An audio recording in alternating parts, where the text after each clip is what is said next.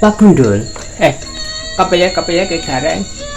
Lah kok tak sawang-sawang iki kok saka kadohan kok krenggosan iki sak temene ana apa ta Pak Gundul? Ki Gareng, aku arep laporan. Sirahku bilang, iki mau aku iki lagi diseruduk kebo Ki Gareng. Pak Gundul, kepiye Ki Gareng?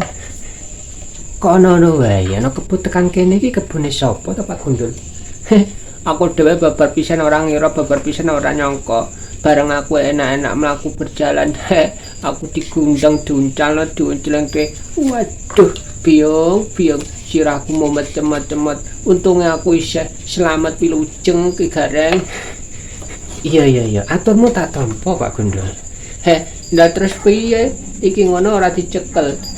Aku iki ngono sampe kudu semaput Ki Gareng. Pak Gundul, lah Bagong nanti. Bagong iku golek sarapan katoke. Yes, ditimbalin di sita Bagong.